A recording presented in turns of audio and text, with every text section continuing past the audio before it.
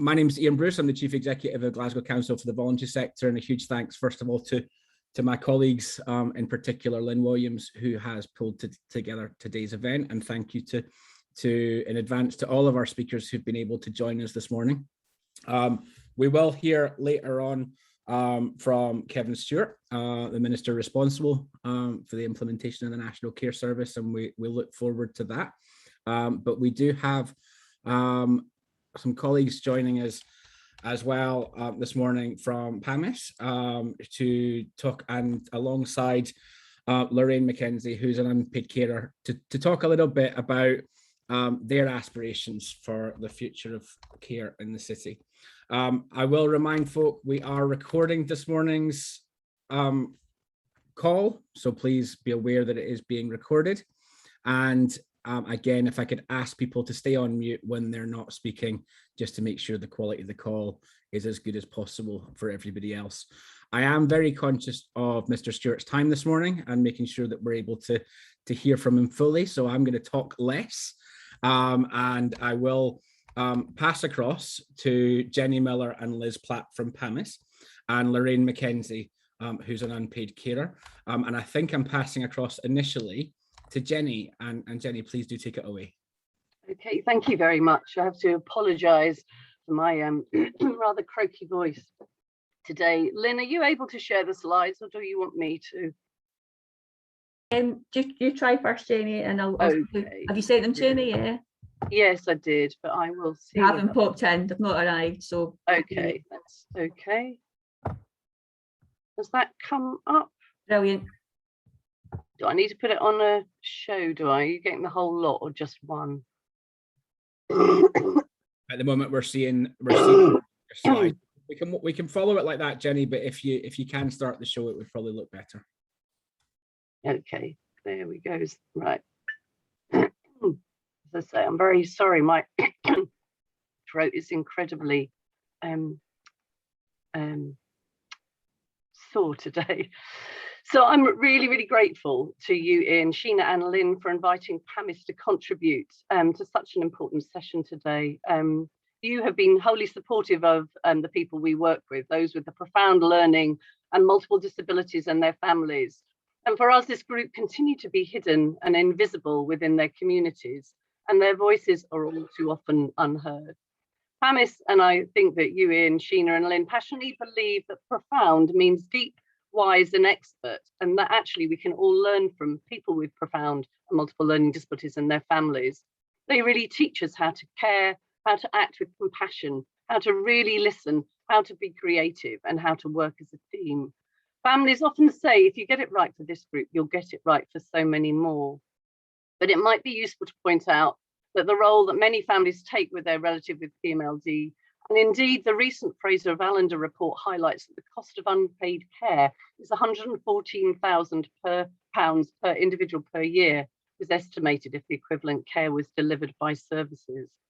Profound learning and multiple complex disabilities does mean a 24-hour caring role. Families carers spend on average 8.5 hours a day on basic caring tasks. Over COVID, this is intensified, and it may mean no independent mobility, postural difficulties, epilepsy, being doubly incontinent, requiring specialist facilities to have personal care needs met with dignity and respect. Sensory and sensory integration issues, communication which may challenge those supporting them, respiratory and nutritional difficulties, resulting in many being non-orally fed. There may be rare genetic conditions with complex care needs and challenges for services who may not be competent in the unique requirements. People with profound learning and multiple disabilities are also more likely to require acute medical services, access to all the allied health professions, and a range of specialist services. Research tells us, as does our experience as an organisation, that this group will die earlier than the rest of us and of conditions that are preventable and treatable. The statistics of those entering hospital care and dying are a stark reminder as to why families become anxious about acute pathways into hospital care and the need for staff who know the individual to be able to accompany them and support them within the setting. It's difficult for people with PMLD to access activities in their communities because many facilities are not accessible or inclusive. However, we do know that with correct help, support and resources that are truly accessible, people with a profound learning and multiple disabilities can and do take active role as participants in their communities. Sorry, I need to put the next slide up.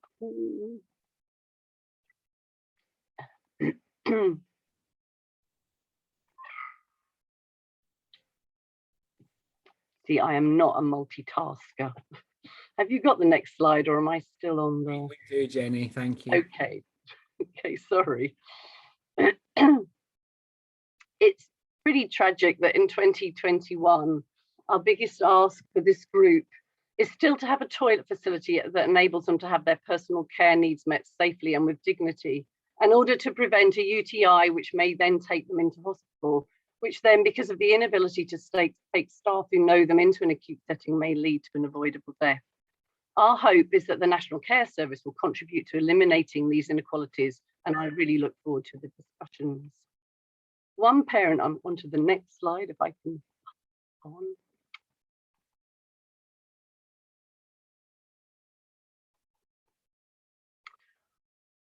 Oh.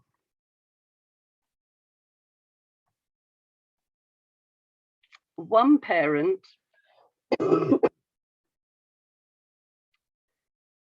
told us, and I bring her message into the discussions, that Mahatma Gandhi famously said, the true measure of any society can be found in how it treats its most vulnerable members. She tells us that that was true then and it's true now. Compared to some other countries, we've come a long way in making changes to ensure that the people who need support most receive it. But of course, there's a school of thought that the more things change, the more they stay the same. And fundamentally, what is needed is a change of heart to accompany the experience before lasting change occurs.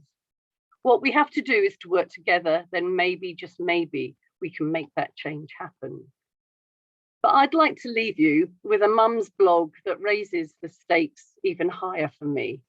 The other day, Sydney, who is 6, and I were on our way to pick up Brodie from the activity scheme, when she explained that one day she wishes he'll talk and understand me. She asked if he would when he was grown up, and I was honest and said I really didn't know. She then asked a question that she's asked a few times over the years. It must sit in her mind, and every so often she needs me to give her an answer. But it's a stinker of a question because it's something I don't know the answer to. After clarifying that Brodie will most likely live with us when he's an adult, she asked who will look after him when we, me and Super Dad, go to heaven. I said I wasn't sure, but that it would be someone who's very kind and that we would make sure that he was taken care of.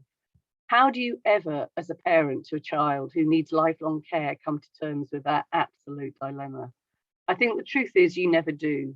You just learn to carry it. But man, it's heavy stuff. I'm sure you all agree we have to work together with this mum and Brodie and Sydney to get it right. Sydney needs to be able to be a child and not carry the worries of how her brother will be supported throughout her childhood. And Lorraine, I'm going to pass over to you now because I'm sure you've got far more to be telling us.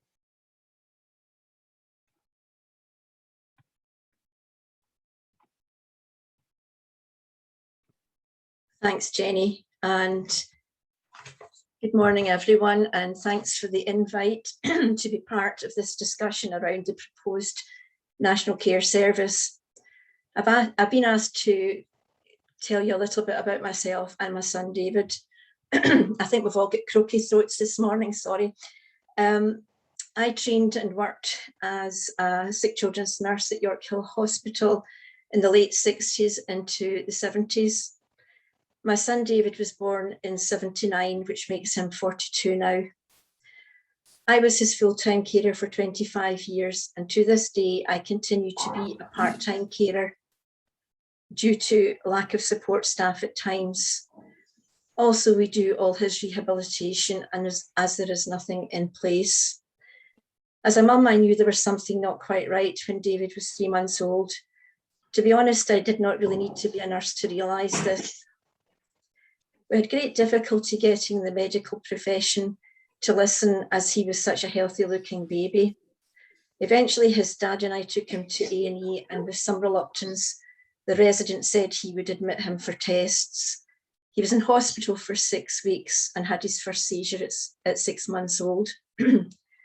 After extensive tests, there was no clear diagnosis, but there was evidence of brain damage. This caused him to have multiple disabilities and complex epilepsy. As David grew up, I became very involved in lots of meetings around care in the community. This covered the elderly care and disability of children and adults, looking at planning ahead, raising the issues of lack of services, lack of planning for elderly care and disabled children, and what was going to happen when they were adults. We thought we could make a difference, but although there were some small changes, there was not enough. We are still talking about these issues today, so it would seem that the consultation route can be flawed. There is much discussion on how the National Health Service could possibly cope with the number of children being born with complicated care needs, and at the same time, people living longer, a greater increase of people with dementia and neurological conditions. There was a suggestion at that time that we should have a separate care service, and we were talking about this and raising this issue with policymakers 25 years ago. So although it has taken all this time to get somewhere, we hope it won't be too long before the National Care Service is up and running. I do feel upset when I hear the young mums just starting out on this particular road. It's sad, disappointing, and should be unacceptable to those who make policy. During the many meetings re community care, it was suggested that there should be a register at whichever hospital the child is born, and this should go with them to whichever local authority they lived in. It was set up, it should have been set up to make sure that nobody slipped through the net. I don't know if that was ever done. We only make the suggestions. David's school years were not without problems. We had to change schools when he was 14 as he was not getting the help he needed. There were many issues of transition when most people feel they fall off the cliff edge. Part of the problem with improving services is the lack of understanding around children and adults who have profound and complex needs. They're a small group within a small group of children and adults who have a mild to moderate learning disability.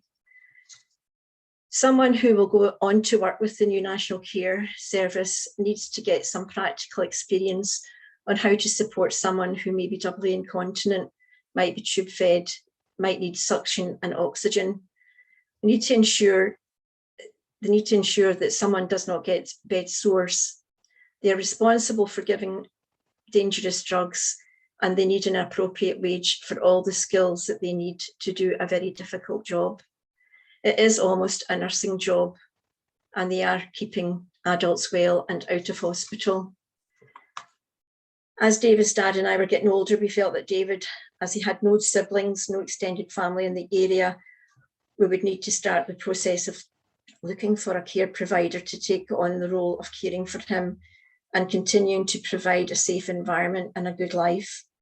We also felt we needed to be around to smooth out any issues.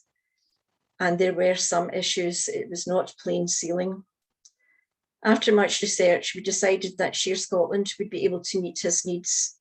They are a parent-led organisation and had the same goals and values as we had, and we felt sure that they would do a good job.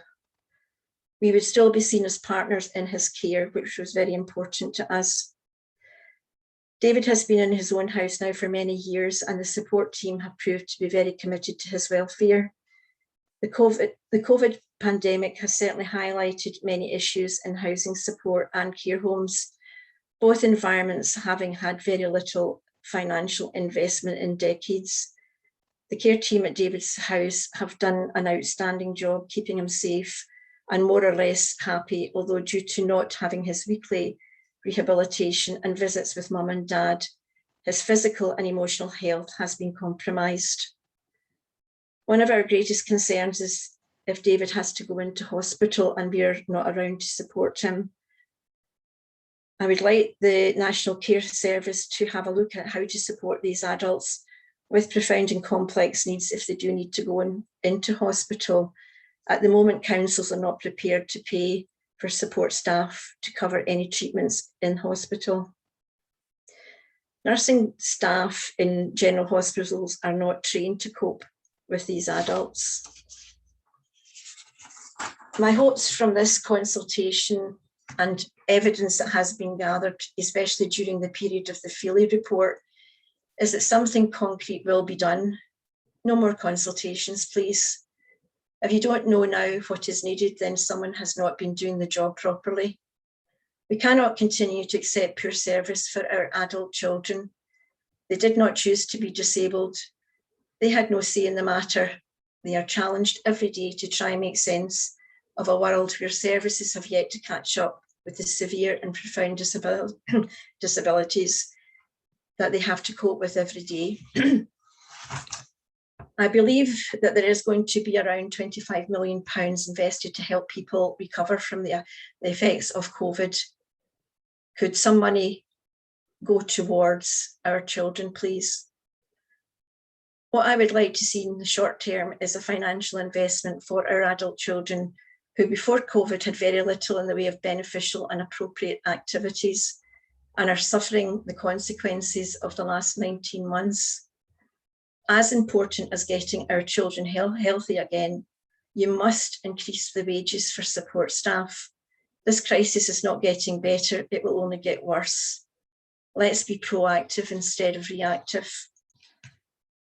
I would like to see small organisations such as PAMIS and Colgrain at RDA, Independence and other small charities who have provided some very innovative activities to be given a yearly amount of money to continue the good work they do for our adult children. This money would be specifically for activities, as I know that some organisations already get core funding. Scottish Government have funded many initiatives for mental health and for alcohol and drug addiction. Of course, these people need help, but we often wonder why there is little or no funding for our adult children. It is short-sighted of the Scottish Government not to provide some funding, as these sessions provide good mental and physical health and some fun. This means less hospital visits. It also helps the family carers' mental and physical health. I do need to say something about the family carers who have had no respite for 18 months. Along with hospital staff, they are on their knees, and although it is tough for hospital staff, at least they can go home and get some rest. Family carers don't have this luxury. They are never off duty. In the medium to long term, I believe that most councils are in agreement with this proposal for a national care service, and COSLA seem to be in favour, but we need some clarity around this. I believe there is someone from COSLA on this Zoom meeting today, so maybe they could help out. There is also some discussion around making the National Care Service take responsibility for care in all communities, and that the NCS being the main system whereby people get their care. Further discussion is needed around this, but I feel it might create a more efficient service and it might save money. Please do not dilute the National Care Service. Do not expand and take on too much too soon to include other groups who may be not in such dire straits as our children. Start with the children and adults who have been overlooked for decades.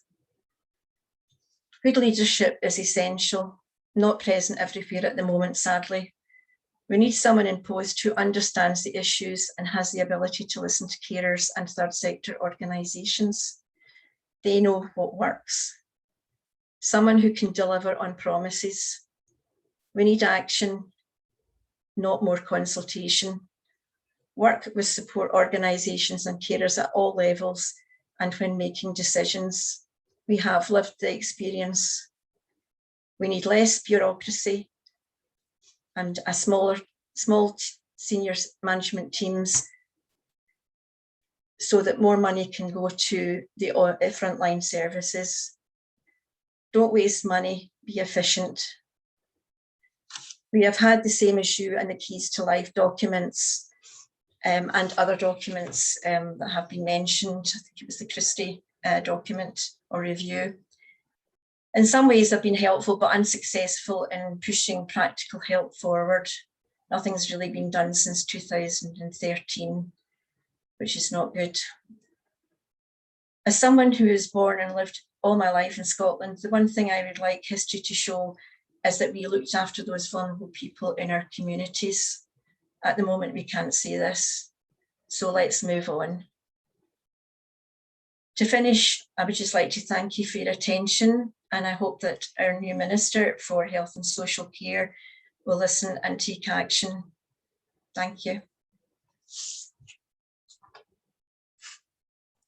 Thank you, Lorraine, and thank you as well to Jenny for both of those inputs. They were really powerful, and in particular, thank you for your personal reflections. I know, you know, that was, I think the story, Lorraine, that you told and is very powerful. But I suppose, but it also really chimes, I think, even as someone who's only involved in this area professionally, I am conscious that we have had many of the conversations that we have feel like we have been here before, different policy agendas, different structural reforms, and still many of the issues feel the same as they were.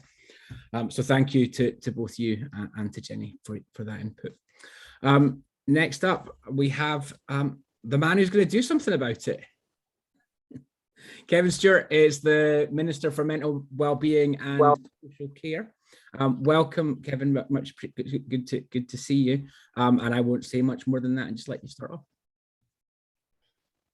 Well, thank you very much, Ian. And like both Jenny and Lorraine, I seem to have got the throaty thing as well. So excuse me if I'm sounding a little bit hoarse myself, but I'd really like to thank you very much for inviting me this morning, and to give me the opportunity to speak around about our proposals for the National Care Service with you all. And I see a significant role for the third sector in realising our vision for a National Care Service that is people-led and person-centred, and which provides folk with the support that they need, not only to survive, but to thrive. And I hope you agree, because it is really important that we all work together to get this right for people, people who are accessing care and support, and their families. And it's important that we design a new system alongside people with lived experience.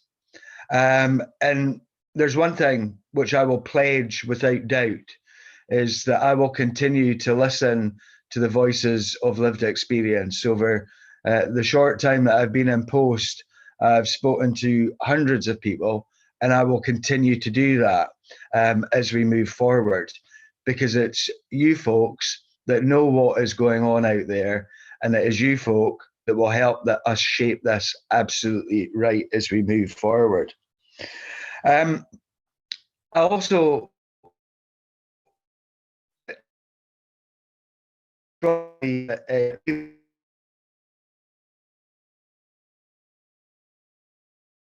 really important that we don't wait for the National Care Service to make improvements. Talk about what we're doing in the here and now to improve social care and support. And our proposals for establishing a National Care Service are broad and they are ambitious. And we want to bring about real change in social care. We want to move from a system that is reactive and supports people in crisis to a system that prevents them from reaching that stage of crisis. We want to establish a system that empowers people to thrive, and not one that just enables them to survive. And that should all happen regardless of where you live. This means that care and support must be person-centred, and have human rights at the very heart of it. Services and the care system must wrap around the people, not the other way around, as has happened far too often. Social care should be seen as an investment. For people who need access, care and support, it should provide what they need to do what is important to them. And this will benefit our whole society and our economy. Social care should be consistent and fair. Everyone should have the same high quality, person-centered social care and support wherever they live in the country. There needs to be better support for unpaid carers. And we need to nurture and strengthen the social care workforce. And it should be seen as a sector where people want to work. And we can change some of these situations within the current system. And we have, and we will do what we can with our partners, such as organisations represented here today, to do exactly that. But to really achieve the system that Scotland deserves, our ambition is to create a comprehensive community health and social care service. A national care service accountable to Scottish ministers that will oversee the delivery of care, improve standards, ensure enhanced paying conditions and training for workers, and provide better support for unpaid carers. We think that this has to be a system that provides care and support for all ages, one that wraps around people and their families and smooths transitions between services.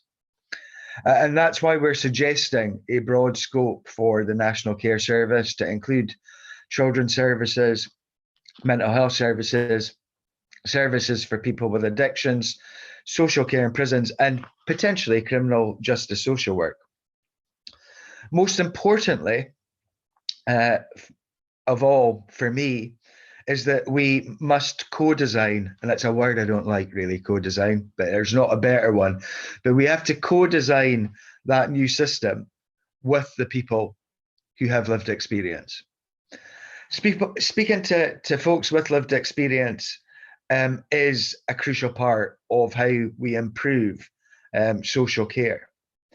Too often, social care is dominated by voices from big providers who try to speak on behalf of people accessing care and support. But we want to ensure that people who have the experience themselves shape the way forward for us. Not just now, during the consultation, but all the way along the process as we set up a National Care Service. And that's why we have convened the Social Covenant Steering Group, and that is why I'm keen to hear from you today, because I hope that the organisations represented here can be a crucial part of the way that we make sure that the voices of lived experience are heard the loudest. And that's why we're consulting with as many people and organisations as possible. And especially those people who are living through the experience of using social care services. We have carried out a number of online consultations events with many members of the public, listening to the views, comments and the feedback on our proposals directly. We've also had a pilot of event with people in the flesh, and we'll see what more we can do in that front too. We have heard examples of people's experiences that have made us stop and think, and we have heard feedback on our proposals that will without doubt give us much to consider. We have also consulted with a number of organisations and bodies that represent service users, as well as national partners and professional stakeholders. And if you excuse me just a second.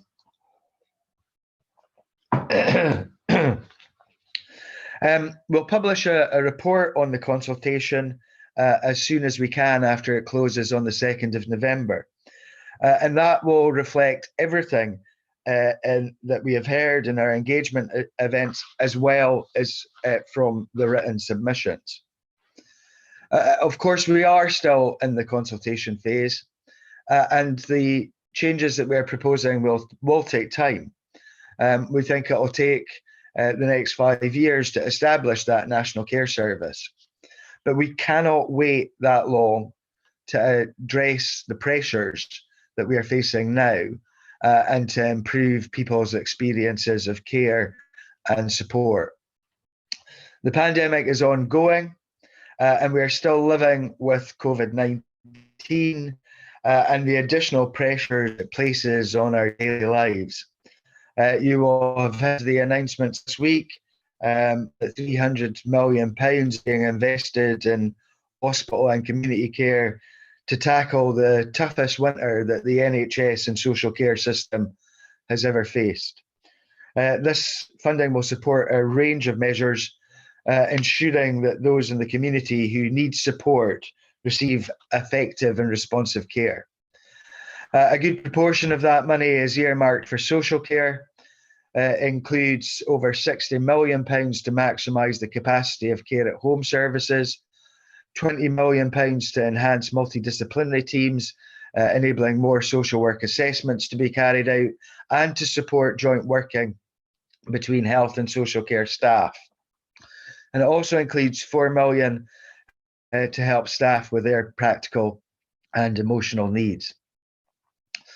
This investment will help get people the care they need as quickly as possible during winter, bolstering the caring workforce by increasing their numbers, providing them with additional support, and increasing the wages of social care staff, which will all go to help improve the care given to those who rely on it. Health and social care is an absolute priority for this government, and we will continue to make the financial commitment necessary to meet the needs of those who use these services. We'll increase public investment in social care by 25% over the lifetime of this Parliament, equating to around £840 million. And we have also allocated an additional £380 million to health boards to help with costs during the pandemic. And that comes on top of £1.7 billion, excuse me, provided to health boards and health and social care partnerships last year. As well as the funding announced earlier this week, we're also continuing to work on embedding fair work within the social care sector. We're working with COSLA to look at the issues with assessment and charging that are the root cause of so many of the difficulties that people have with the current system. And we'll work with our partners to make sure that there's continuous improvement of the way that social care is delivered to improve outcomes for people in the short to medium term as well. So that when the National Care Service is established, it will all be built on that improvement. I'll now return to the National Care Service proposals before my voice gives out completely, I think. Improving people's experience of care and access to care is vital. We think it's important that there is no wrong door into care and support. And we're suggesting that we remove eligibility criteria. Our focus tends to be on risk and supporting people when they are in crisis. We want to change access to care services so that we can avoid that crisis. Crisis costs a lot of money, and the human cost of not getting this right at the very beginning is often great. I also know that the way that commissioning works now is sometimes not putting people first. It's far too often prioritizing low cost and encouraging competition over collaboration. And that's why we are looking to embed ethical commissioning at the core of the National Care Service. We will ensure that quality and person-centred, human rights-based care and fair work principles are at the very heart of decision-making, not cost. We want to improve and strengthen regulation, including regulation of the workforce, to make sure there are consistently high standards of care for everyone. We want to introduce national standards to improve terms and conditions and learning and development for social care workers, and systematic workforce planning for the sector.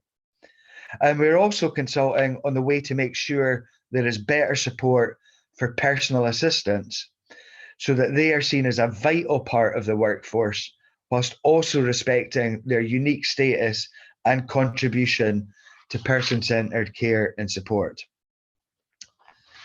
To achieve all of this, we think that we need to establish a national care service to set those standards and drive those improvements at a national level, and to commission and procure complex and specialist services on a national basis where that makes sense. A national care service with clear lines of accountability to Scottish ministers and to the Scottish Parliament. Crucially, there also has to be local delivery, which can respond to local needs within an overall framework of high standards set at a national level.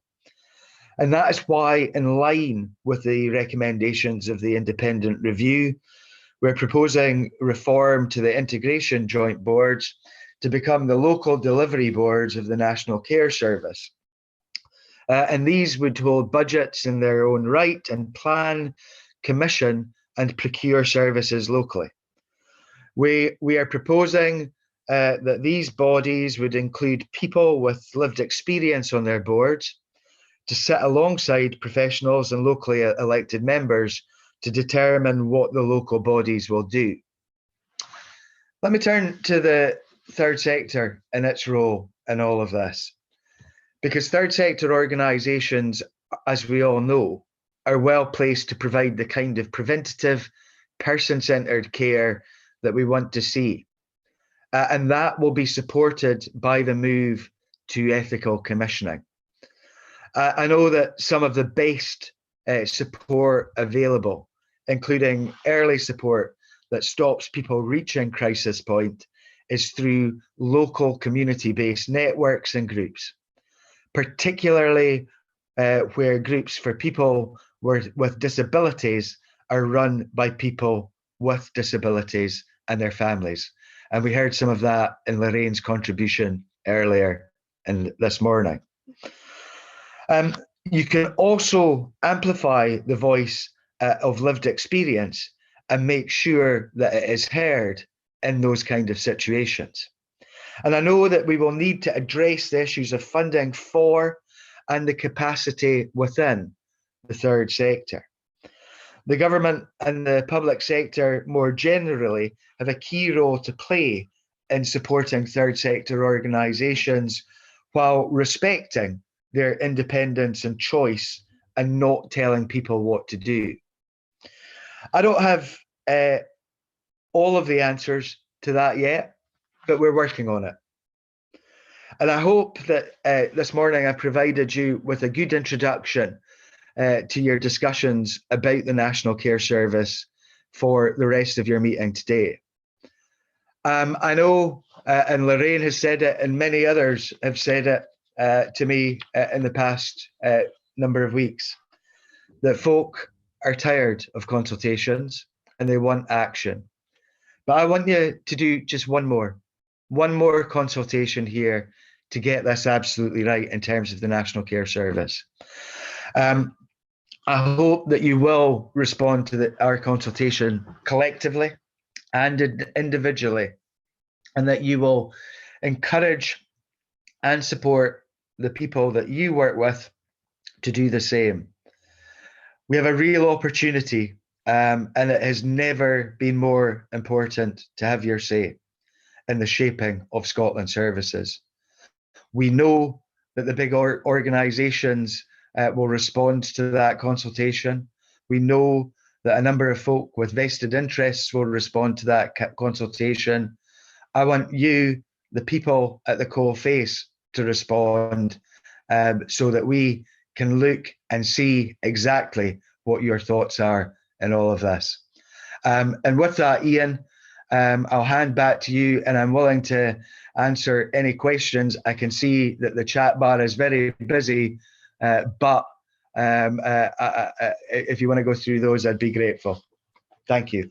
Thank you, Minister, and that was really positive. And you're right, there's been a flurry of questions in the chat. There's also, if you get a second, some really good points made in the chat as well as questions. I'll try and pick some of those up as well as we go through, where I can connect them to a question. First question that I got was very much about recognizing, that you've committed to listening. Having heard what you've heard to date, what do you think, Minister, is the most critical problem or design failing within the current social care system? I think one of the things that I have to say I was surprised about, which comes up again and again and again, is the lack of accountability at this moment in time, where folks feel that they're not getting the services that they need, and they often get pushed to from pillar to post around about whose responsibility it is. And that's something that we need to cut out of the system. We need to know exactly who is accountable. And that's one of the reasons why, we are moving towards ministerial accountability. As it stands at the moment, folk think that, I'm responsible for all, and that I can solve the difficulties that they face. And that's not the case. And that's quite frustrating for me, I have to say, because I think in some cases there would be very easy moves in terms of change to make it much easier for people who require the services in their families. So that accountability aspect is the thing that we have got to get right, without doubt. So folk know where to go and who is responsible for the service that they are trying to access. And there's some quite interesting examples in chat, and I'll ask you, Ian, if maybe somebody, some tech-savvy person can actually provide me with a chat throughout the day from after the event, because I'd like to see what everyone is saying. There's mention of self-directed support within the chat. Now, we have a situation where self-directed support works extremely well in certain areas, where in certain areas folks are very flexible around about self-directed support packages. And yet in other parts of the country, folk are being denied a blanket denial of self-directed support. So, for example, in Highland, I'm told that no young folk can access self-directed support. Why is that? The law, as it stands, says that there shouldn't be that denial. So we need to look at that in the short term, even before National Care Service. And yet the other side of the coin, and I'm going to have to be careful here because I might identify an individual, so I'll not mention the local authority. Well, I'll mention the local authority area. I heard an example from Clackmannanshire where they went above and beyond the call of duty and actually did say, particularly, meet this individual. Now that is the right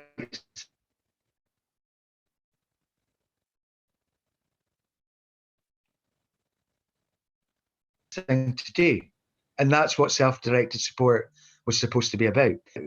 But we also need to make sure as we move forward, and folks should know what their rights are, and others should know what their responsibilities are in actually helping people. Thank you, Minister. We lost you a little bit in the middle of that, but I think we caught what you were trying to say. Sorry, I was probably getting too excited there, Ian, and maybe moving about too much. And actually, interestingly, you touched on a couple of questions that we have in there. I'm going to ask two of them that particularly connect to what you just said back. You mentioned during your input that a lot of the changes that actually need to be made could actually be made within the current system. And the question very much is how do you support the current system to start those changes now, and really start to shift the culture. I suppose that's not part of the question. I've added the culture bit, but I think part of the challenge is around culture as much as structure.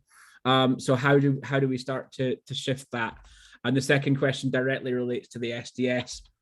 A number of people commenting that there seems to be a lack of parity when it comes to self-directed support and direct payments. So even when people are able to access it, it's not necessarily at the same value that would enable them to buy what they would have been able to buy, what they would have received had they not gone down the SDS route or the direct payment route. Well, let me start with the self-directed support, and I've covered some of that in what I said previously, so I won't go on at length around about that. What we actually need is that parity that you speak of, because what we have at this moment is a postcode lottery. So you may live in one part of Scotland and get a really good service, and you have got a situation where you've been listened to in the self-directed support package is the right package for you. In other places,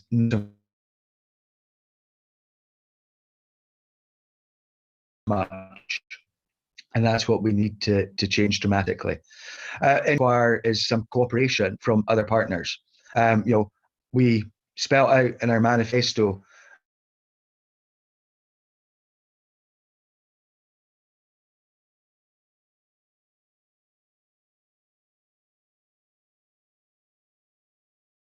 ridding ourselves of which makes, and Lorraine talked about bureaucracies earlier on, and the fact that we spend lots and lots of money on bureaucracy. Let's cut that out. Let's see what we can do in cooperation with COSLA to get rid of that in the here and now. So that's just one of the things which we should be looking at as we move forward and not waiting for National Care Service. Thanks, Minister. We are losing you, unless it's just me, but I think we are losing. Can you hear me? We can. I wonder if you're able to switch your camera off, Minister. Sorry, we won't be able to see you, but it will hopefully mean that people can hear what you're saying. Hello? Can you hear me? Hello? Can you hear me? We can hear you, Minister. I don't know if you can hear us. No. Hopefully the Minister will be able to join back in. Kate, I see you with your hand up. When he comes back in, I'll ask you to ask your question, if that's okay. There are loads of questions in the chat. I'm possibly not going to be able to get through them all, but we will try and choose as many as we can.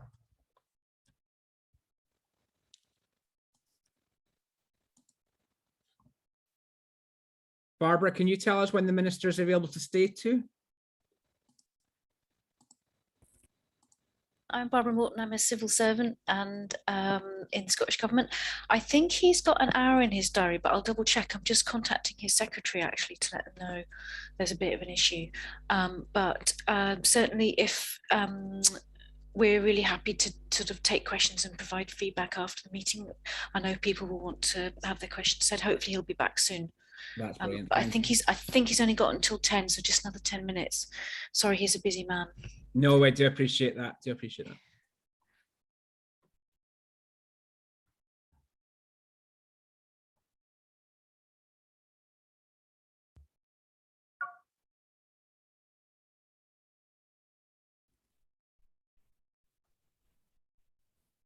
I'm happy to sort of take questions or provide clarifications if that would be helpful, but it's probably better if you hear it from him.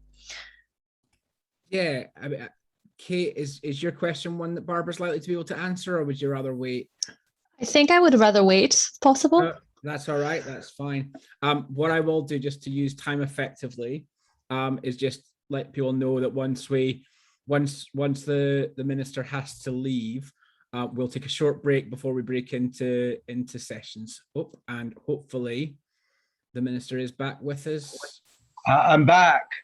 Excellent. We'll just get you set up so that everyone can see you again. What I was saying, we were struggling to hear you, Mr. Stewart, and I wonder if it would be easier to switch your camera off. It means we can't see you, but hopefully means we'll be able to hear you better.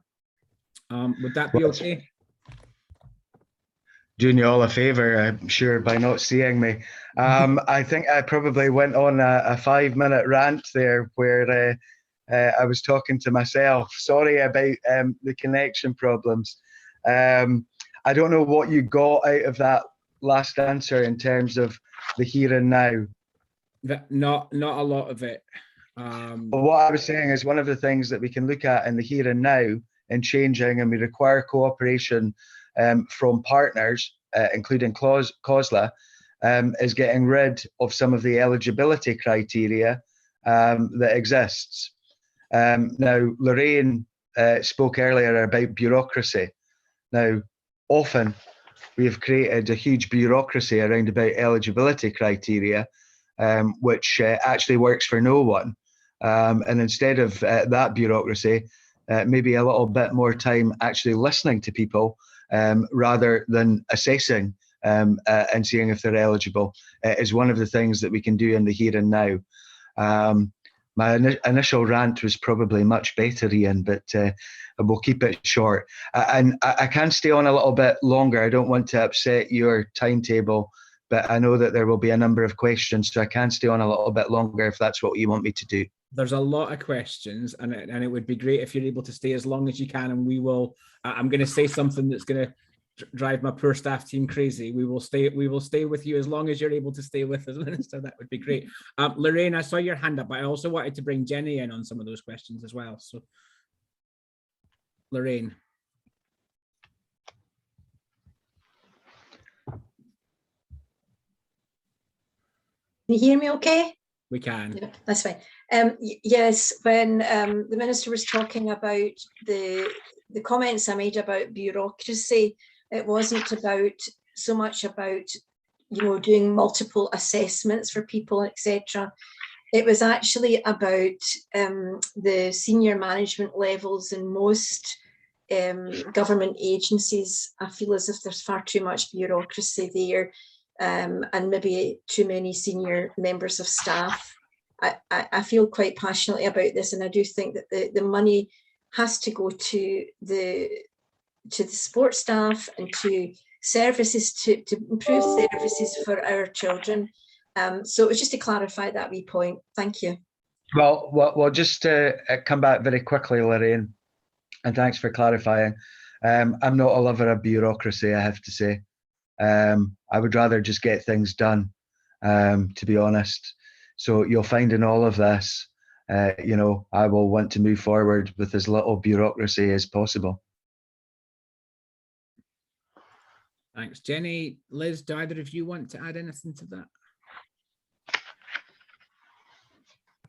No, I mean, I would just echo Lorraine's point about the importance of support staff being properly remunerated, because it's a huge challenge finding staff, but more important, it's a huge challenge keeping them. And families get to know people well, they get to know their relatives, their profound needs well, they learn all the vital skills that provide great support, and then they go off to Tesco because actually it's better paid, and they can't manage their own private lives. And like Lorraine said, in many ways the care role that some of these guys provide is almost a medical role, and it deserves the respect and acknowledgement of that. Now, that should be changed now, even before we look at getting the whole National Care Service underway. I think that's just.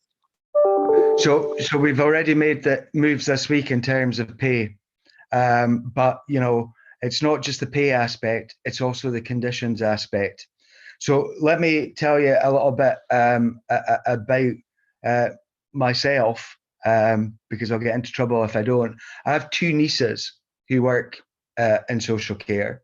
They both have to wrap it around their own childcare. One of them often works part-time in a care home, but also does care at home in Aberdeenshire. And another one has been a healthcare assistant at hospital, but also works as a personal assistant, mainly with younger children with disabilities. Now, you know, I get their niggles all of the time, and rightly so, even more so now that I've got this job. But, you know, some of the things that we're asking of people with a hell of a lot of responsibility does not recognise the value. So, you know, the National Care Service will give us the ability in terms of national pay bargaining if the proposals go through as is, as suggested. But also it gives us the opportunity to look at the conditions aspect of this as well, to allow folk continuous improvement, allow folk training, and to know, create career paths. Yeah, I talked from the back benches a number of years back, and this is not a new thing that I've suddenly said as a minister, but I talked about care being treated as a profession. And that's where we need to get to. Because while all of the folk in this call, I'm sure, recognise care as a profession, there are many folk out there in the wider world who do not see it as such. In which case it makes it very difficult to actually recruit folk in the first place. And that is one of the big cultural changes that we need to embark on. So, you know, I come from this not only as the minister, but also from a personal perspective as well, because, you know, I would not say that I'm entirely chuffed with, you know, the pay and conditions of my nieces or anyone else who's in that boat. Thanks, Minister. Am I okay to come in? Yeah, I was just about to bring you in, Kate. So Okay. Kate Samuelson from Generations Working Together has a question. Kate. Yeah, so the Feely report and, you know, part of what the minister has said is based around more opportunities for a third sector being involved in the new care service. So we at Generations Working Together think this is a good opportunity for expansion of intergenerational practice in the new system. Would the minister be interested in learning more about these projects, which can have a significant impact on health and well-being? And in particular, I think based on what has been said about the lived experience, we would be interested in potentially a visit or the minister speaking to some of the organisers or participants. Everybody is being very formal and calling me the minister. Folks should just be calling me Kevin. I should have said that at the outset. Kate, I'm very interested in gathering up as much information as possible. And, you know, I'm quite happy to visit folk and see what they're doing. Obviously, at the moment, that has to be within the parameters of regulations, and I'm very wary about big crowds and all of the rest of it. But I'm more than happy to do so, but I couldn't promise to do so in the very near future, because as you can probably imagine, my diary is chocker. But if you don't ask, you don't get. So drop me an email and we'll see what we can do. The email address being minister.mwsc@gov.scot. I've said to Jenny Miller before now, if you don't ask, you don't get. That's great. I wonder if she remembers that conversation. Thank you. I do. Ian, do you want me just to, I mean, and that was all around your commitment to changing place toilets, actually, which we were still indebted and grateful. I have to say that Jenny was very, very vociferous, which I also like. And I told her she was very vociferous, and she thought I was giving her into trouble, and I wasn't. But if you don't ask, you don't get. And we've seen some real changes in that front, and more to come with a manifesto commitment for additional resource, which chuffs me, probably not quite as much as Jenny, but I was very pleased to get that in there. Thank you. I'm conscious of your time. Do you have a sense I'm going to... let's continue on. I can probably do till about 20 past, and then I'll start getting nudged, Ian. Well, we will endeavour to use the best step at that. You talked a little bit about the context of the third sector, and I've got a few questions that I'm going to try and bring together into one, which is just about the future role, not just about, is about the future role of the third sector in the National Care Service context. Some particular challenges around what that means. That I think a number of people in the comments have reflected that there's a little bit of a lack of clarity what that means at a local level for organisations that currently deliver work that in the social care field, but also, I suppose that there's equally a challenge around what it means for communities and at a community level, the types of interventions that we see.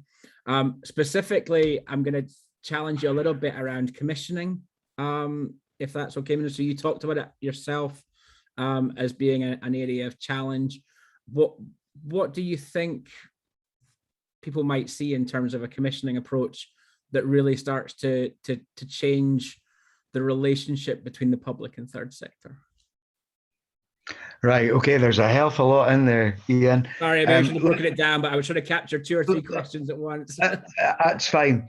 Let me talk about the commissioning aspect, because as many of you know, before I was elected to Parliament, I served in Aberdeen City Council for a number of years, and I was the resources finance convener at a time of financial meltdown. I inherited a mess. And one of the frustrations for me was the shift that there had been in terms of commissioning away from the front line producing the tender documents, and much more of an influence from the accountants and from the legal folk. And I think that brought about changes. Now, we stymied that in Aberdeen to a degree when I was there, and we made sure, I think that, that there was the fairest opportunity for the third sector, particularly smaller organisations, to actually be able to, first of all, bid and request to be considered for that tender. In a lot of other places, what we've seen was that move to larger organisations only being able to tender. And we all know the story of, and it is a while ago, so I'm not being derogatory of South Lanarkshire Council and its administration at this moment, but we also seen the stupidity of that reverse auction with the lowest bidder eventually winning on a telephone bid. That's not the way to do business, as far as I'm concerned.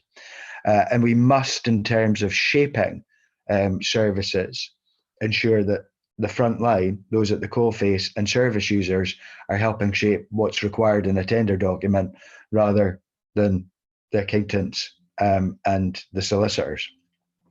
And we have a great opportunity here in terms of that ethical procurement to get this right, because this should be looking at what is a service that's required and what quality of service is required. Far too often, we hear folks saying, I've said in the past, that best value means cheapest price. That's not the case. That's not the case at all. So in some regards, you talked about culture change earlier. This is one of the big culture changes that we need to take place. This is not just about the legislation. It's not just about regulation. We need to start getting everyone to think differently about this again and putting people first when it comes to those procurements. Now, obviously, a lot of that will be done at a local level. So that's why, again, we have got to make sure that we have got the right standards, the right regulation in place to get this absolutely spot on. And I think that all of that opens up huge opportunities for the third sector and for smaller organisations in particular that have maybe missed out on some things that have gone on in the past. Thank you for that, Minister. I suppose just to follow up, I suppose just one of the we have colleagues. So, can I answer some of the questions in chat? And obviously, I lost chat when I got the done out. But there is a number of folks saying, "What about this that's not in the consultation?" And the consultation, I'm afraid, couldn't, no way could it cover every aspect of social care. So I noticed something there from Mark Han Johnson around about brokerage. There's no way that we could put everything in that consultation. And already, the amount of stuff that's in it has given some folk the fear. And that's why I say only answer the questions that are pertinent to you if that's what you want to do. But there is also the opportunity for Mark and for anyone else to add in their own comments about the things that they think that we should be looking at that are not necessarily in the consultation. So apologies if you feel that, your bit was very, very important, and they are, but we cannot squeeze everything in. But that doesn't stop you from having your say about brokerage or whatever else it may be in your response. Thanks, Minister. I'm going to bring in Alex Miko from Eastern Bartonshire TSI. Thanks, Ian. Good morning, Kevin. Thank you for your presentation this morning. I'd just like to, it's a big question. I don't expect you to have a definitive answer to it, but I welcome the emphasis you made. Like you have also got the lucky starting. It must be infectious through the meeting this morning.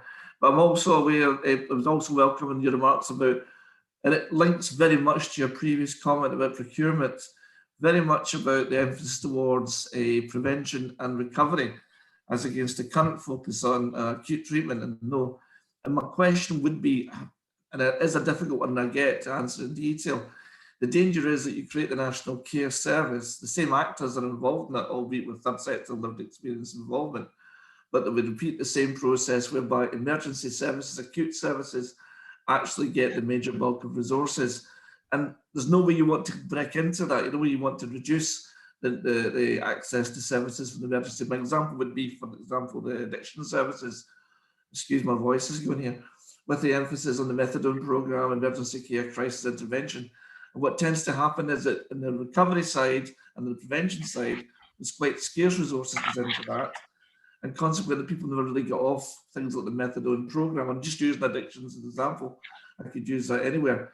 And what we reduced was this very scarce funding, very patchy funding that only lasts for 2 or 3 years. And the principle is, how do we secure a balance and equitable distribution between prevention, acute services and recovery, and that we do not repeat the wheel, as it were, in the new national service that's coming our way. I respect that that's an extremely difficult question to answer in detail, but just some idea of how the process of that would happen. Thank you. It is a very complex question, but let me try and give you a simple answer. Some of the money is, excuse me, that we spend at the moment, Alan, on these crisis situations. We're not spending that particularly well either. So you touched upon addictions. I've a real frustration, as does Angela Constance, the Drugs Policy Minister, that very often we are failing folk and having continued crisis because in many places, addiction services and mental health services are not linked in properly. So it may well be that we're dealing with the addiction side of somebody's difficulties, but we are not dealing at the same time with their mental health problems. And we need to take a much more joint up approach in terms of all of that for the sake of the individual and their families and their communities, and often in many cases. And if we get that right, that frees up even more resource. But, you know, the key element of this for me, and, you know, you will see as we move forward that we're already changing some spending profiles, is to make sure that that shift of resource does go to that prevention scenario. At the end of the day, that is where, and sometimes this takes time, but, you know, that is where you end up saving a lot of money. But at the same time, you're lessening that human cost of not getting it right. Now, some of that does involve a lot of culture change as well, and making folk think differently, and actually making sure that services are completely and utterly joined up.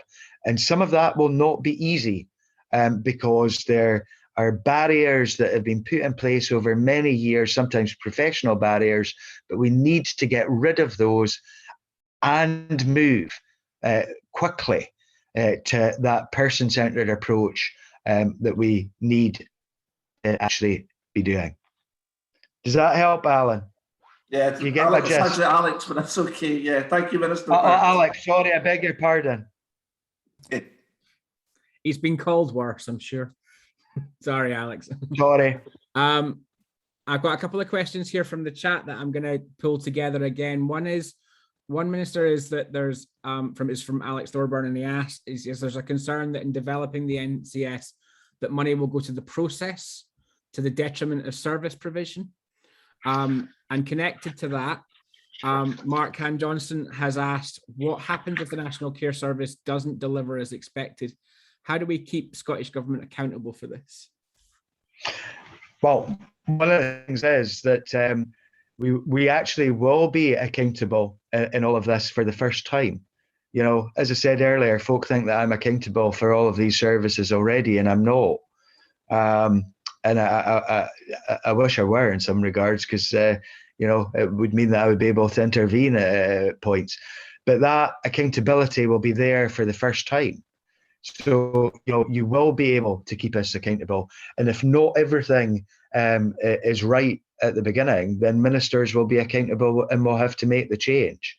I think, you know, I'm looking at this from the optimistic and positive viewpoint in all of this, because I think we can make real change here and we can get this right. But the only way that we're going to be able to do that is with input from folks like your good self. That's the only way that we are going to be able to get this on the money. Now, nothing's ever perfect. Nothing's ever perfect. And we will have to make change as we go along. But, you know, I would rather we made as little change as possible and got it as right as possible at the first time. Now, my experience, my previous job, you know, we've done a lot of work in terms of homelessness in the past number of years, in terms of changes of policy, regulation and legislation. And we're still on a journey there. And we have done a lot of good work. Not all of it's perfect, but it's good because we had the voices of lived experience at the very heart of the shaping of those policies, regulation and legislation. And this is what I'm here. Exactly the same here. That's the way we will do our level best, our very best in all of this. Maybe not perfect, but we'll be at our best if we actually continue to listen to the voices of lived experience. Thank you, Minister. I'm going to bring in Martin Kenny from Royal Voluntary Service in a second. But before I do that, Minister, just a connected question that I should have asked at the same time. This is from Jill Bunyan, who says the reform process proposed is huge. How can you guarantee the time and resources that's necessary to enact this reform, considering the commitment to implement it by the end of Parliament in March 26? Jill comments on all the other issues that are currently live and likely to dominate parliamentary time, not least the pandemic, Brexit and the independent referendum. Well, the government is committed to a number of things. We committed to publish the consultation within the first 100 days. We committed to establish that social covenant steering group within 100 days. We have done both of those things. The other part of the commitment we made was to lay the legislation for the National Care Service in this parliamentary year. So that's before June of next year. Confusing, I know, confuses me at points. I don't know why we didn't just go by calendar years, but there we go. So the commitment is to lay that legislation by June of next year. And that is our intention. So, we have set ourselves a timetable around about all of this already. This is a priority for the government. I'm quite sure that folk in the call have heard the First Minister talking about the National Care Service as being the flagship policy of this Parliament. She's talked about it as being the biggest change in the public sector since the formation of the National Health Service. We are committed to this, and we've stuck to the timetable thus far, and I am adamant that we will continue to stick to that timetable. That does mean a huge amount of work, absolutely no doubt about that. But quite frankly, we need to do that huge amount of work because we've heard today from Lorraine.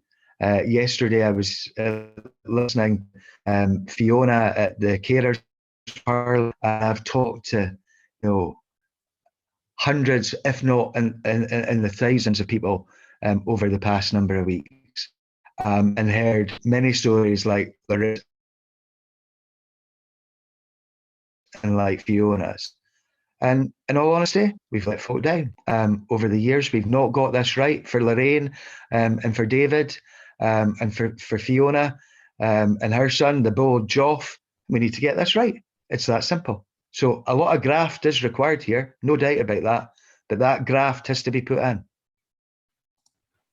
Thank you, Minister. I'm going to try and squeeze one last question in from Martin Kenny at RVS. Martin, and then Minister, if you have any last reflections. Thank you, Ian, and thank you, Kevin, for the positive view you've been having with regard to social care and the National Care Service. It was really just a couple of observations that I've noted throughout this conversation. One, yes, definitely lowest price model needs to go. I mean, how that even exists is beyond me. It is never going to develop a service or actually bring a service on when councils and groups have that view and mindset. The third sector needs to be involved in support packages when packages are looked at for people's care right across all services. As a bolt-on, it adds the personal element to care, and it needs to be treated the exact same as a medical package or a recovery package. It needs to have that level of involvement. Financial support for third sector needs to change from a year-to-year model. It needs to have longevity in its financial support. The year-to-year model, again, does not allow third sectors to develop and grow. Salaries, which you've already mentioned, and I appreciate that, salaries, minimum pay is no way for people to develop in their career or how to live their life. 0-hour contracts. That also goes across charities. Charities need to come away from that model as well of 0 hours and low minimum wage. College courses, there probably is some, but I think it needs to be expanded widely across the country to get people on college courses for social support right across and treated the exact same as a nursing a course, and actually really develop it so they know exactly what the skill set they need. Maybe they actually could use volunteering experience within the third sector to gain that experience for their course in social support. So yeah, overall, I think it's a positive from the Royal Voluntary Service for our point of view, and I really love the positive chat that you have been bringing to this meeting today, and you will have our support moving forward. Thank you. Martin, you're trying to get me into trouble by keeping me here long past the 11:20. That's generally my role. Right. Okay. Well, I think you make a number of good points in what you've said there, and I think you've highlighted some of the things that we, without doubt, need to change. in terms of pay and conditions, and where various organisations sit within all that we're trying to do for people. I'm going to sign off, Ian, but before I do, I'd just like to say a couple of things. For me, in all of this is, well, there are a number of things, but the key ones for me is that we have got to put in place a system which is human rights at its heart and that is people-centred. We have to listen more to people, not only at the point of these consultation events, but throughout, to hear about what they think is good, bad, and indifferent for them and for their families and their communities. And the one thing that I will pledge to do without doubt is to continue to listen to people as we move forward. That's not to say that I will be able to deal with every aspect that's brought to my attention, and I think folk realise that and recognise that. But in order for us to shape services properly for people, we need to be listening to one another. And what I would ask, plead of people, and I know that some folk are consulted out, please respond to this consultation, because if you don't, others with vested interests will. So please, please, please be an evangelist for this consultation. Do a wee bit just for me, and let's move forward together in getting this right. So thank you very much for giving me the opportunity, Ian. Sorry for the blip in the middle. I have to look at the broadband here in Aberdeen. My father's maybe on Netflix downstairs, who knows? We'll have to maybe give him into trouble. But thanks for the time. Thank you, Kevin, and thank you very much for joining us, and it's been much appreciated. And if I could ask folk to give their thanks in the time-honoured way for Mr. Stewart. Cheers, folks. Take care. Lorraine, Jenny, Liz, I'd really appreciate if any of you have any reflections on having heard from the Minister. I know that I know we didn't prompt you on that. I'm sorry. I'm winging it. Can you tell? I think it's been really helpful. I think the wealth of conversation in the chat as well is really, really valuable. I mean, we've for so many years said, you ask people with the least amount of support to support the most complex people that we have in our communities. And I think it's really reassuring to see that there is such a commitment to that workforce development. I mean, here in PAMIS, we have a model that we think actually people with profound learning disabilities and their family care is the best educators we have. And we've always had lots and lots of students on placement. And it really does make a difference when people spend that time with family carers and with people with profound disabilities. It really opens up their eyes. And I think, it could be a very exciting time thinking about how we move forward together. But I think, Kevin is right, isn't he? It is important that we get our input into this consultation, because there are people that don't want it to change, and that culture change, I think, is going to be one of the biggest challenges. And just finally, and one of the really sad bits that I find is we have, Liz has lots of social work students on placement, and they are really amazing, aren't they, Liz? And they deliver so much, and they really support us. And they have this beautiful outlook and view as to why they've gone into social work. And I think it's really sad that so many of them are then driven into it being very focused on budgets and what people can afford. And I think if Kevin is really genuine listening and finding out what people actually need and what will make their lives worth living, rather than concentrating on how much money is in the budget. I think Mary McCardle said that in the Feely review. Let's look at getting it right for an individual, because at the longer term that will save money. But if we focus everything, I think, as you said, Lorraine, on budgets, we will end up in dire straits. But that's a culture change, isn't it? Lorraine, is there anything you want to?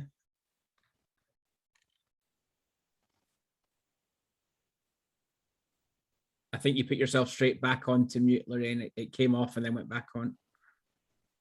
That me? Yeah. Yeah, I mean, it was a very interesting presentation from the Minister. All sounds fantastic, and I feel slightly encouraged, but I have been slightly encouraged before, so I'm not going to be terribly positive about things. I just have to say, I hope he can, you know, live up to what he said, and I'm sure he's a very nice man and all the rest of it, but you know, he'll have some constraints on him as well. So I just hope, you know, things will improve, not just for our children, but for care homes as well, which they've been through such a terrible time as well, with no investment for years and years and years and years.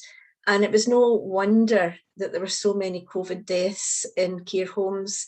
That's another place that they really need to change their attitude and change their whole sort of nursing and, you know, the environment really. So I've kind of gone off a wee bit and onto something else there. But yeah, I mean, we just have to wait and see what happens. I did feel slightly encouraged, I have to say. Thank you. Excellent. I'm very conscious the agenda has gone to pot, but I think that's been good, and it was great the Minister was able to extend it a little bit longer. I'm going to bring my colleague Lynn in a second to speak just a couple of minutes about the consultation and where we're at. GCVS is obviously keen to submit a response on behalf of the sector in the city, and we really want to hear from people, not just this afternoon, but going forward as well. So my intention, folks, is to skip the break if folk can cope with that. I know 2 hours is a really long time, but we're 90 minutes of it in already. So if we can skip the break and break into breakout rooms. But Lynn, do you want to say a couple of words on that? Yeah, thanks, Ian. Well, if people can stay just for 20-25 minutes, that would be really helpful. I know that people's time is precious. But we'll break into just very quick, very shortly into short breakout rooms, just with small numbers, and just initially to have your reactions to what the Minister has said. And this is for facilitators obviously as well, because we had questions set aside, but if we can look at initial reactions to the Minister and what he said, and then from our perspective, are there particular issues you'd like GCVS to raise in the consultation from what you've heard, particularly around the third sector's role? We are looking at a number of issues. One of the things we have focused on in the response is the current crisis in social care just now, and the need to look at recovery, because that's been a very, very strong message from all of our events so far. But if people are happy, it'll just take a couple of minutes to assign people to rooms. Facilitators that are there, I think Susie, you might be included in that, I'm not sure, but I'll double check.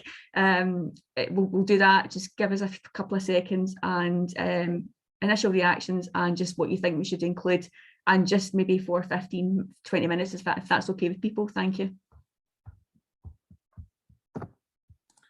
Thanks, Lynn. And if I could ask people to thank Lorraine and Jenny and Liz for their input today as well, before we go into break again in the usual format, because I think it was a really helpful way to set the scene, guys. So thank you.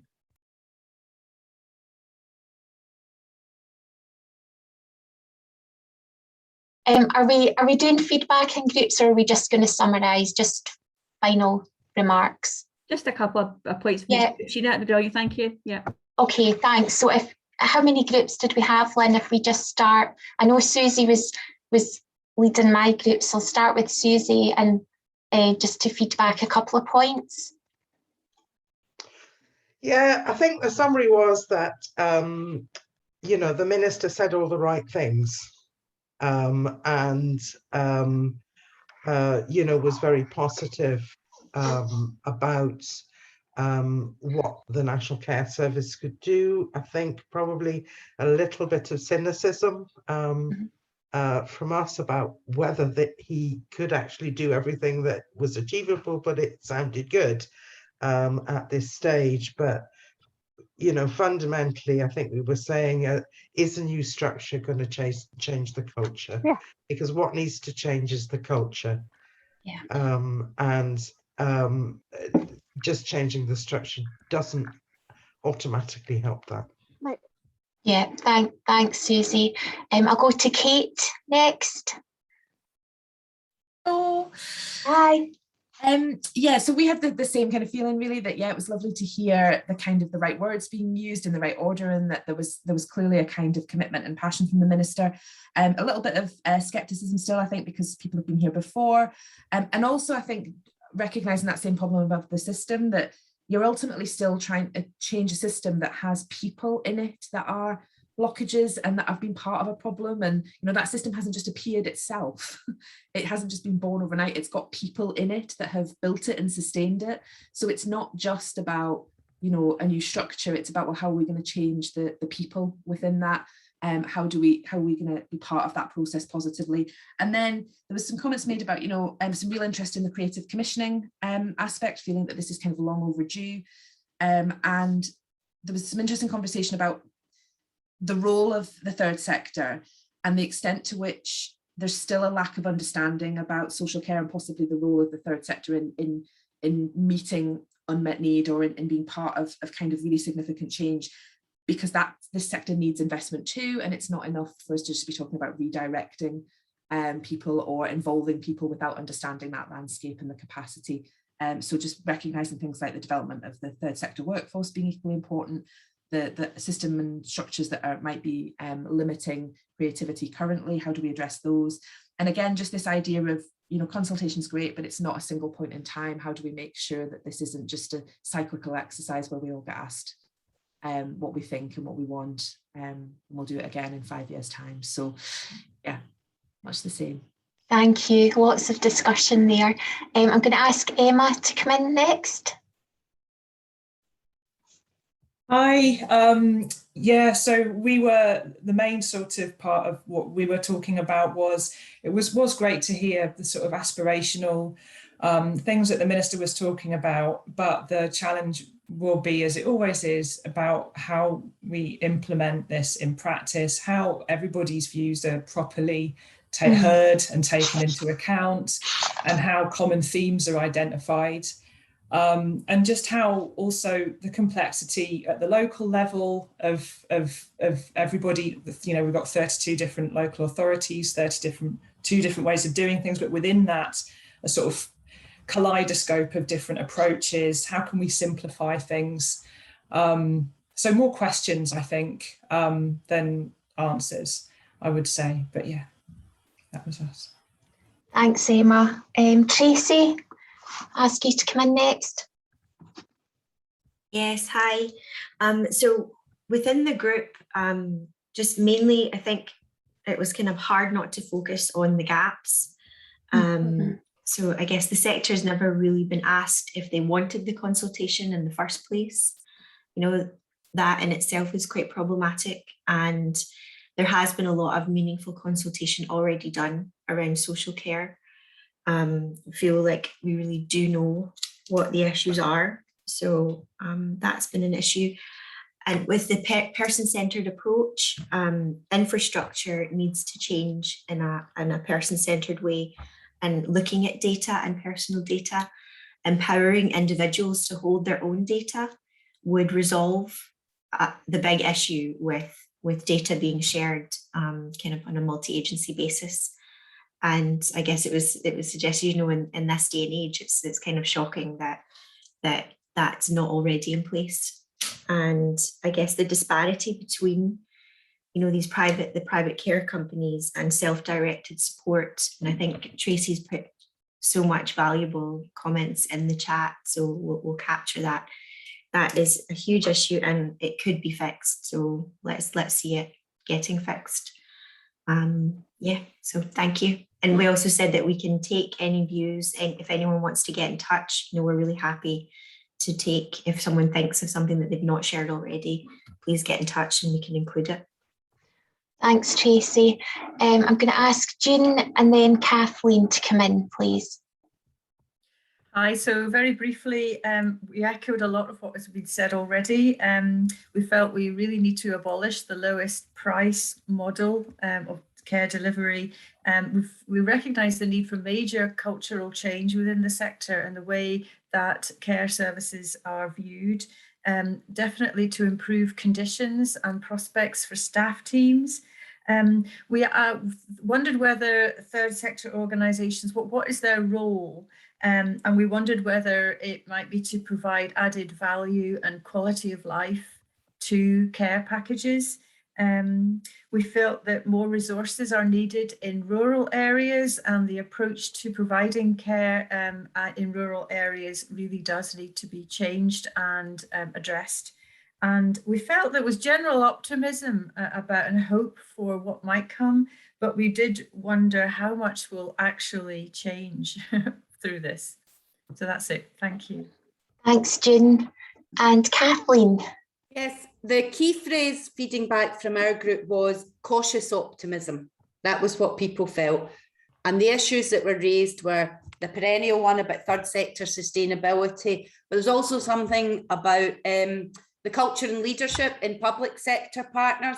Is this the same people who have failed to cut the bureaucracy and the health and social care integration when they still, you know, is it the same people? Is it the same culture? How do we break through that?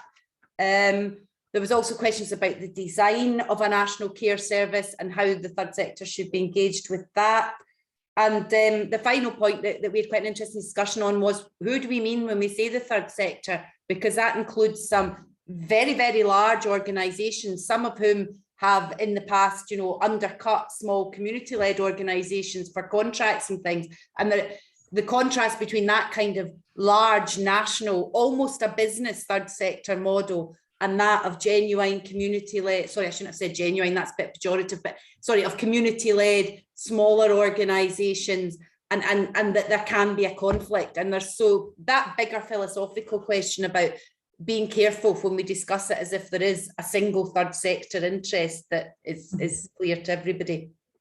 And that's my feedback. Thanks very much, Kathleen. I think you've summarised beautifully there that the cautious optimism, I think, is a great that sums up quite a lot of the discussion we've been having, that there is an opportunity here. And in our discussion, it was said, you know, we need to be strong as third sector interfaces to really be part of this discussion. And for me, that's really key, that we don't feel, delighted that someone's asked us to comment, that we are part of this and that we are part of what comes next. I think that is so important.